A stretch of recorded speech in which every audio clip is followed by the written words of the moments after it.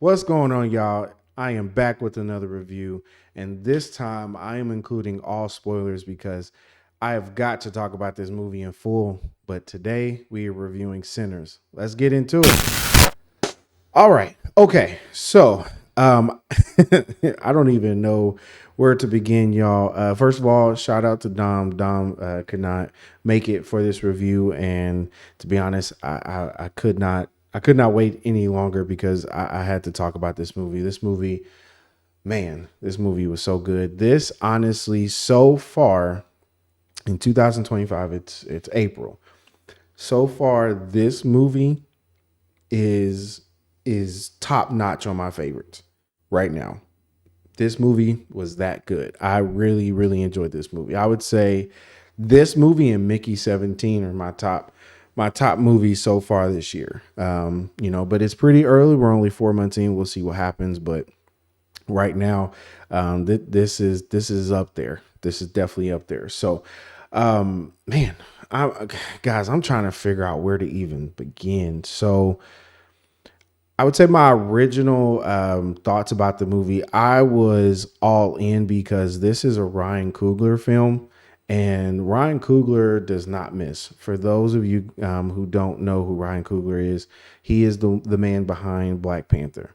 And Black Panther means a lot to me, as y'all can see behind me. Black Panther means a lot to me. So the fact that and he's done some other amazing films too, but this man does not miss. And so if his name's attached to it, sign me up. I'm definitely gonna give it a chance. So first of all, shout out to Ryan Coogler. He did an amazing job with this movie. It was definitely different. I will say that I have never really seen the combination of the two as far as the movie genre and kind of what it's about. So from what I gathered, watching the movie, it is set in the 1930s, 1932, excuse me, to be exact, in Mississippi. And so um, you know, you have the Jim Crow kind of era mixed in with vampires. And you've never really, at least for me, someone, if you guys want to tell me in the comment section if I'm wrong, but I've never seen this type of movie put together, like, something involving vampires or werewolves or anything like that with, the Southern 1930s, where black people are still working in cotton fields. They're getting paid for it, but, they're still working in cotton fields. Like, I've never seen this type of concept for a movie before. So immediately the concept had me from the jump when I saw the trailer. And then I do like Michael B. Jordan. Some people, are kind of up in the air. A lot of women obviously like him because, he's Michael B. Jordan. He's an attractive man. And then there's, guys that some of them just don't think he has a lot of range to his acting, or he's not that good, or, I think a lot of it is kind of hate, but, that's just my opinion. I do think Michael B. Jordan is a very good actor.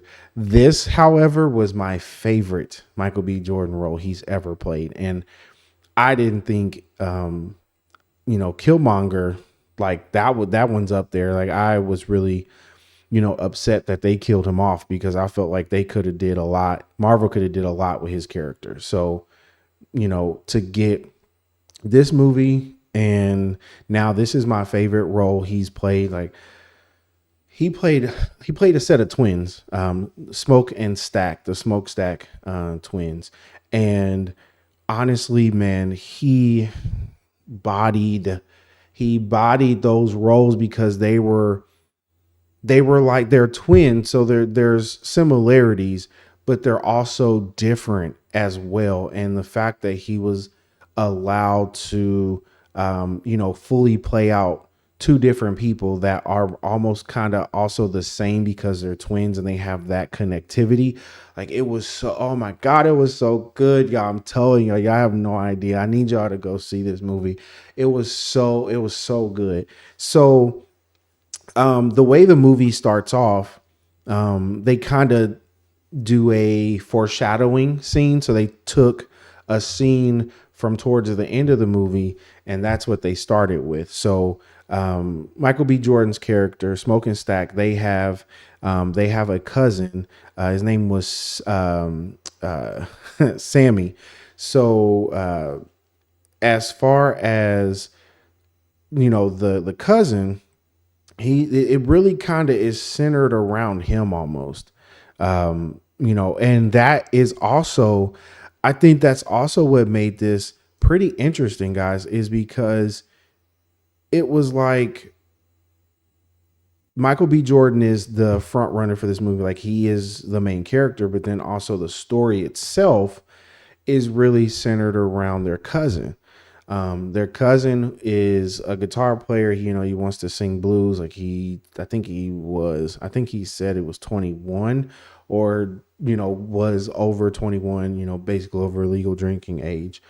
And so that was really dope to have it where the way the movie is written, Michael B. Jordan is, the twins are, the front runners of the movie, but also their cousin is a huge part of the storyline as well. And I think when you can make that happen in a movie, that's actually pretty dope to do. When you have front runners for a movie, but the storyline is not fully about them, that's actually really cool. And I liked how the beginning of the movie was mainly just introducing all of the key characters.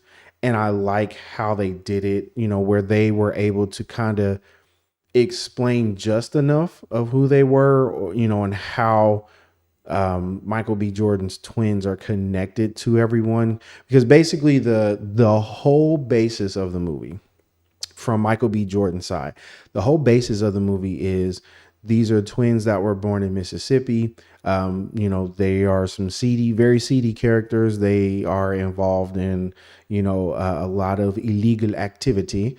And so they moved from Mississippi to Chicago. There's, for whatever reason, they come back to Mississippi. From what I remember, Michael B. Jordan was saying was the reason they moved from Chicago to Mississippi was, Chicago isn't as free as everyone in Mississippi thought it was. So they were saying that it was better to, I think it says better to live or better to dance with the devil you know than the devil you don't. That was the reason that they gave why they came back. But I think one of the characters was saying that, they believe that they stole a lot of things from the people they were working for in Chicago, came, to come back and start their own career, start their own, whatever back home in Mississippi. So, you don't know, it could be, both could be true, or it could be they really were, running from who they stole from. But basically the whole center of the movie was they moved back to Mississippi, where they, came from, to buy a building and start their own juke joint. So they were going to sell beer, they were going to have music, dancing. They were basically trying to be entrepreneurs, be businessmen. So the whole beginning of the movie was setting up them trying to coordinate, put this together, which I think was really cool because you haven't really seen that before. These types of movies that are set in that time frame, like the 30s, the 40s, 50s, all that stuff. Like, you see juke joints or anything like that, but the place is already established, it's already set up. So to get the beginning of the movie, and the setup is, they are trying to get everything in place to open up this juke joint the same day they buy the building, was really cool because that's how you got introduced to everyone else involved into the story. So you kind of got a brief, like I said, you get a brief summary of who the characters are and how they know Michael B. Jordan's twins, the Smokestack twins. So it was beautifully written to where you didn't need a whole lot of, flashback. I told you I've been talking about that this year. Give us flashback if you're not going to be able to explain it properly. And in this movie, they explained it properly. They explained it enough to where you understood the character, you understood their history with Michael B. Jordan, and it allowed you to move on into the story. So as far as the plot, that's basically the setup for Michael B. Jordan. The setup for their cousin is his dad's a preacher, and he really loves music. That was really his thing. He just wanted to play blues and play his guitar. And so, kind of he was the innocent character in the movie where that really is what he wanted to do. And because his cousins were starting a juke joint, that was the perfect place for him to kind of get started and then do what he ultimately dreamed of doing, which, is being a blues musician and, traveling the world, that whole thing. So, that's the setup over there. And then to get to the other side, the antagonist side, now that, guys, that's a con that I'll talk about in here in a minute. But to kind of set that up, he kind of just comes out of nowhere, and he quickly shows, it don't take long, it quickly shows that he is a vampire, because with the trailers, you can tell they're vampires. So he got a pretty quick introduction as far as what he is. You didn't really get a whole lot of background with him, which that's where I felt like could have been done better. It's not a perfect movie. It's a great movie, but that it has some holes into it. So I'll get into that here in a minute. But they do somewhat set up what the antagonist's goal is in this movie. So here is some of the things I love. First of all, I love the cast. The cast was freaking phenomenal. You have my girl from Lovecraft Country. Her name Wound Me. She played one of Michael B. Jordan's love interests, and then Haley Steinfeld. Listen, I've never seen her in a role like this, and I really liked it. When I see Haley Steinfeld, I think of Pitch Perfect 2. So to see her in something, different than that was really cool. I got Omar Miller from 8 Mile. If y'all don't know, the big dude from 8 Mile, he was, I loved him. I loved him in this movie. I felt like I could have got more of him because to me, he was funny. And I definitely could have got more of him in this movie, but I did enjoy his role. You have, oh my God, listen, her name in the movie is Pearline, but her real name is Jamie Lawson.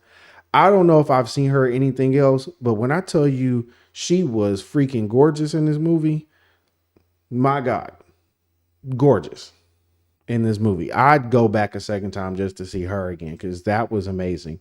My God, Delroy. Listen, Delroy Lindo does not get enough credit as far as black actors.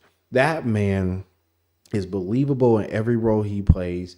He's different every role he plays, and it doesn't get enough credit of how good of an actor he is. So I really loved him in this role too, because you did kind of get, he was kind of like a different type of character in this movie. I really didn't know what to expect with him at first when they showed him.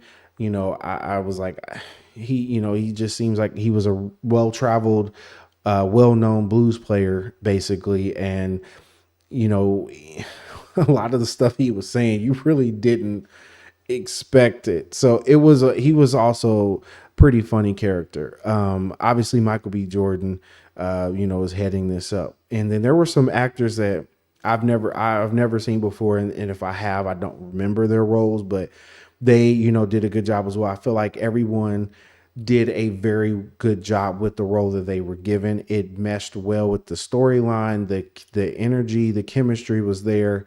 I overall like this cast. Now, here's where I am preparing you. If you do choose to watch this before you go see the movie, like I said, there are spoilers in here. If you really enjoy the characters like I did, prepare yourself because that is something that sucked, but I like that they put it in there because it does add to the experience of the movie. But just be prepared. A lot of people that they introduce in this movie you get connected to die. They are gone. They either are dead or they, turn into a vampire. Like, just be prepared. You're gonna be losing some people. You definitely gonna be losing some people. So just I'm just letting y'all know.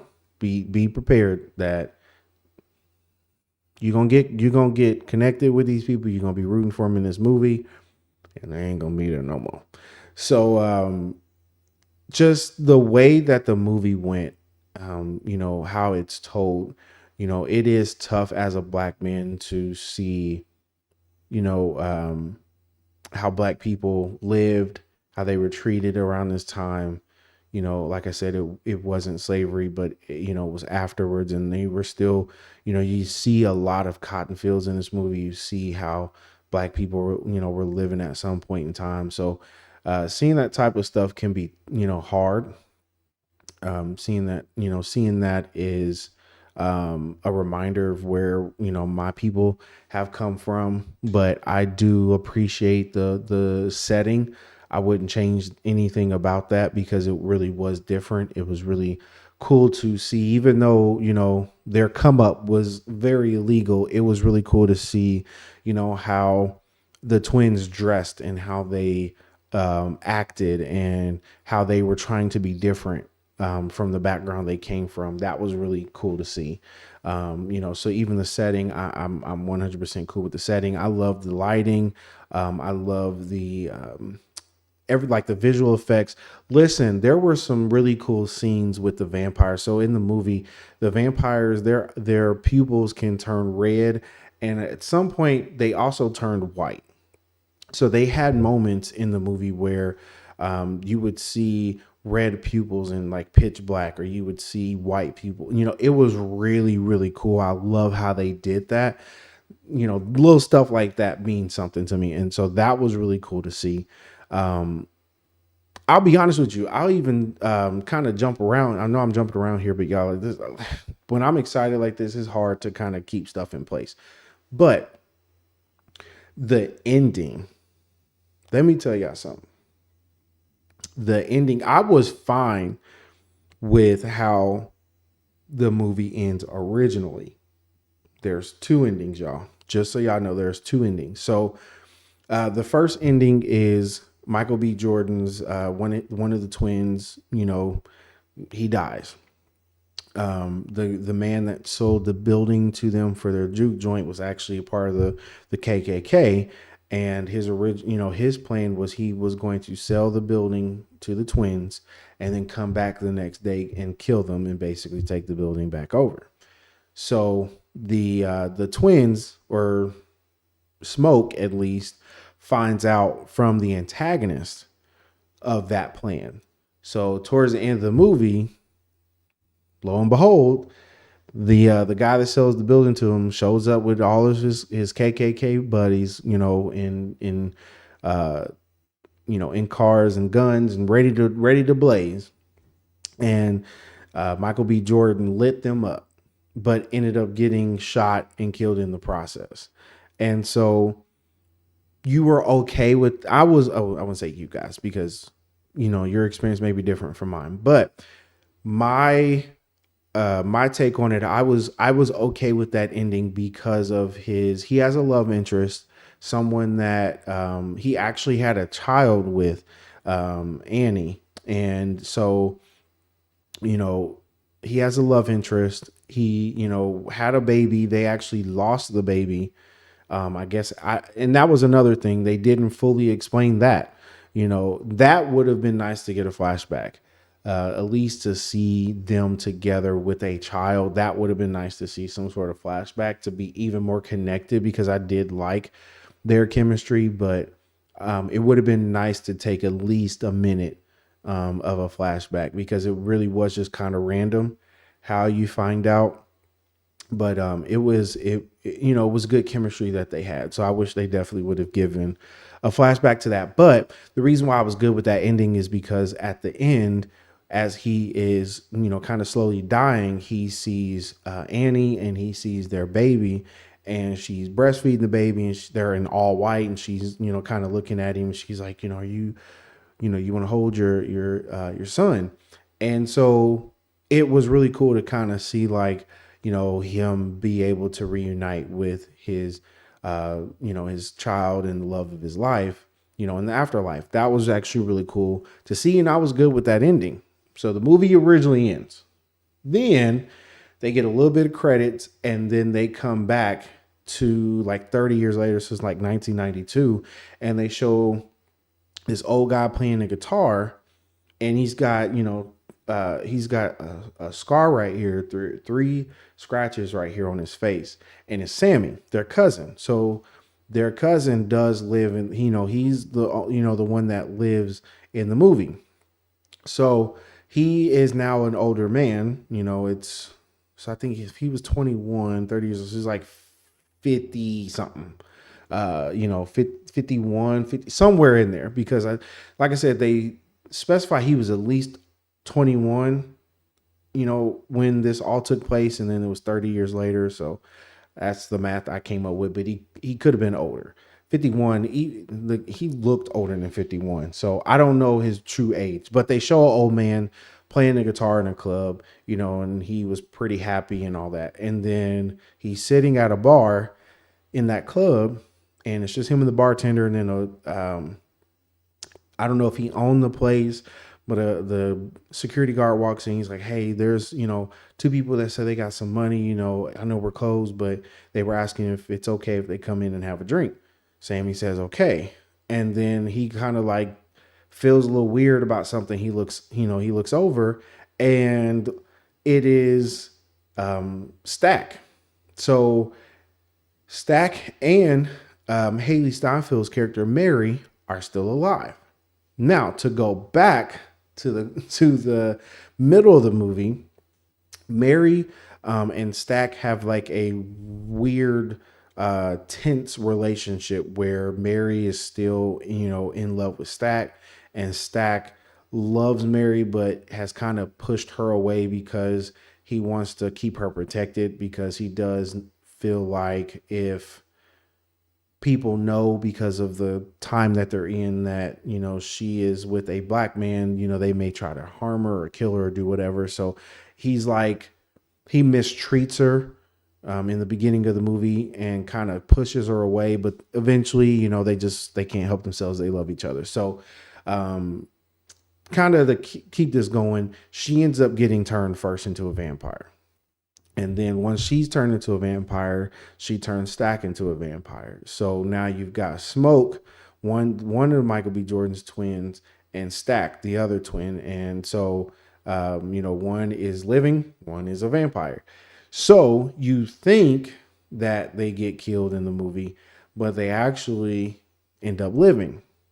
And then you find out from Stack talking to Sammy, that Smoke told him, let Sammy live his life, like do never come around him, like basically leave him alone. So for 30 years, he's left Sammy alone, but something in him just wanted to come and see Sammy and hear, him play. So they're literally just Stack and Mary just sitting there listening to Sammy play his guitar, and they're kind of like taken back because that was the music that they grew up to. So even though they haven't physically aged because their vampires are dead, they were really like into the music. And then afterwards, Sammy asks him, or tells him like, even though I have a lot of trauma from that night, what happened and losing so many friends and loved ones, that, before things got crazy, that was the best day of my life. And so he asked Stack, he's like, is that, and how is that how you feel? And he's like, yeah, it's the best day of my life. And that was it. Like, there was a moment where Stack asked him, like, you want me to, he's like, I can turn you and, you get to, live forever and, all that. And Sammy's basically like, no, I don't want to. And so Stack could kind of, I guess, one of their powers was he could smell. He was like, it won't be long before you die. And they kind of just left it alone. So at first, when you see them walk in and they're still alive, it's like a shock. But then you're like, okay, well, why did y'all come to see him? So then your mind kind of starts to wonder, like, okay, so are y'all about to kill this man? Like, what are y'all about to do to Sammy? Like, because at the end of the day, this is your cousin. And the reason why you ask that is because in the middle of the movie, kind of basically the climax or whatever you want to call it, the vampires, like, their whole thing is just they're focused on turning everyone at the juke joint. Like, it's not about preserving or caring about, that person. Is just like, I want to turn you. But then you kind of find out why is the alpha vampire, the antagonist, they are kind of like connected. It's almost like a bee kingdom, how like everyone's connected to the queen and all that, so it's kind of like that setup. So I think once he died off, they were able to kind of think and be free in a sense.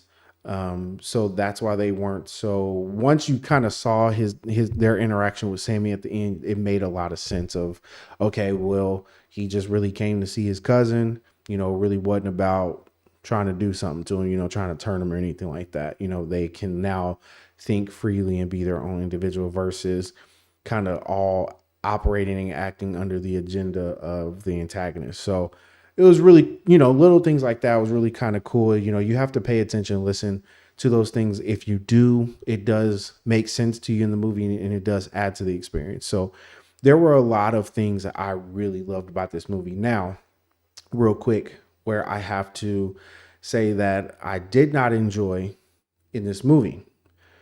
As I mentioned before, the antagonist wasn't really explained. Um, his motives kinda were explained, but they weren't 100% clear. Um, he does explain the reason that they show up to the juke joint, but as far as who he is, why he's there, like, the when, why, who, where, what, how, all of that, you don't really know fully with the antagonist, because they spend a lot of time, getting everything else set up, explaining the history with the smokestack twins, all that stuff. They spend more time with that to where they really don't build up the antagonist. I liked his charisma. I liked him as a character. It's just we didn't really get to understand truly a lot of who he was, which I think adds to it. That's why a lot of people which I was kind of disappointed because Ryan Coogler did an amazing job with Namor in, Black Panther 2. Like, you really understood, even with Killmonger, like, you really understood as far as a villain, their motives and who they were, where they came from. You understood all that. With this movie, he kind of missed the mark on that. And I felt like if we would have fully understood it, it would have added, obviously would have added and enhanced the movie. And then there were just a few things in the movie that I felt like if it could have gotten, I know it's so funny, y'all, because if y'all, obviously my people that watch all the time, I've been talking about that all year is, give me some good flashbacks, explain some things, if you're going to bring in history that happened before the movie, give us a little bit of that. They mention the twins' father quite a few in this movie, and they really didn't go into any sort of flashback.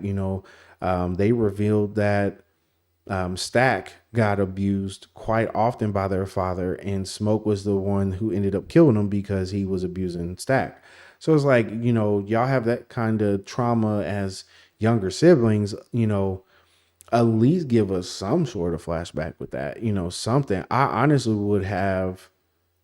that would have made more sense, honestly, to start the movie with that, to explain the twins and kind of where everything changed for them versus, pulling a certain part from towards the end of the movie and putting it at the beginning and all that. Like, I honestly, that's what I would have done. I'm not trying to tell Ryan Coogler how to do his job, but it just would have made more sense as a fan who loved this movie. It would have made a lot more sense to me to do it that way. But that's a minor to the major. I feel like overall this movie was amazing. I was so into this movie. I was glued to my seat. And I love my folks. Black culture. We showed up for that movie. I went.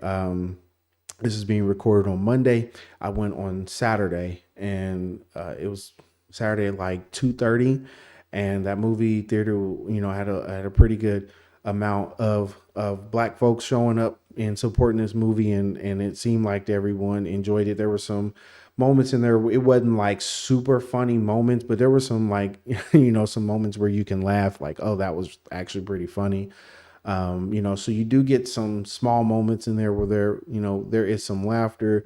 You get some moments where you're just like, oh snap, like didn't see that coming. You get a lot of different things in this movie that allow you to just sit and enjoy it. And from what I saw, people are loving the movie. It's getting getting some love online, and ratings wise, people are really enjoying this movie. Like I said, Michael B. Jordan, this is my favorite role he's made. Like I am very tempted to go back and see it again if I have the time. I don't know if I will, but I'm just saying I would do it if I had more time. I'd definitely go see it again. So to kind of wrap this up, if I have to give this a rating, to be honest, y'all, I'm gonna give this a 9 because it was that good to me. I didn't find too many holes in the movie, and the issues I had with it didn't drastically take too much from the movie. It's just certain things that I wish they would have done. Oh, that's another thing. See, it's all come back to me that I really wanted to talk about, and I really want to know your feedback on this. So the music in the movie, there was nothing really wrong with it. The music is set for the era. It's blues. It's set for the era that they live in. What I would have liked to see, this is not a con, so this has nothing to do with my rating of the movie. This is just me as a fan of the movie, and just kind of curious of what it would have done to the movie. So in my head, hearing some of the music they sang, which nothing wrong with that, I was thinking more of like the background music that they had to some of the scenes.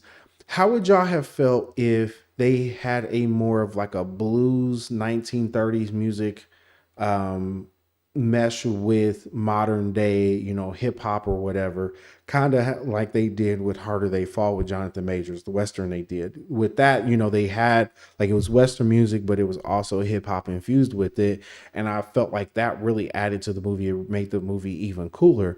So I was thinking, like, okay, what if they would have done that here? Like, how would have that have sounded? Would that have added to the movie? To me, I thought it would have been really cool to see. So I would love to hear what you guys think on that. It hit my head, and I wanted to add that in there. But like I said, I give this a 9 out of 10, guys. I recommend sprint to the movies and go see this. I've everyone that knows I went asked me about it, and I told them like go ASAP because this movie was awesome. I really enjoyed it. My parents don't go out really like that anymore. I told them, hey, you need to go see this movie. Like, don't wait till it comes out on streaming. Don't try to pay and rent for it on Amazon. Like, go to the movie theater and see this movie because it is that good. So I hope you guys enjoyed this movie. I hate Don wasn't here with me because he has when I tell y'all he has been talking about this movie nonstop. Every time we have seen another movie, he has brought this movie up. So I hate that he wasn't here, but we had talked that we would try to get this recorded and include the spoilers because it was going to be almost impossible to do this review without really getting into it because it was that good and we were that excited to see it, and we really liked the movie. So hate he wasn't here, but shout out to Dom, man. But before we end, guys, please, if you guys like this review, please like it, please share it, please make sure you subscribe. I appreciate the love you guys give. It feels good to be back, be in my forever home now, my new office. It's got some more pictures and everything added. I even got a new camera. I'm very excited about that. We were actually recording. We were doing a review for a working man, and my camera just died on me in the middle of reviewing. So I got a new camera now. That issue won't happen. So things are gonna be coming out, more consistently, and Just trying to work some things out with Dom, working on another schedule. So I appreciate you guys' patience. I appreciate the love. I appreciate everything you guys have done to continue to rock with me. So make sure you do all those things, guys. Like, share, subscribe. I love you guys. And as always, I will see you guys later. Peace.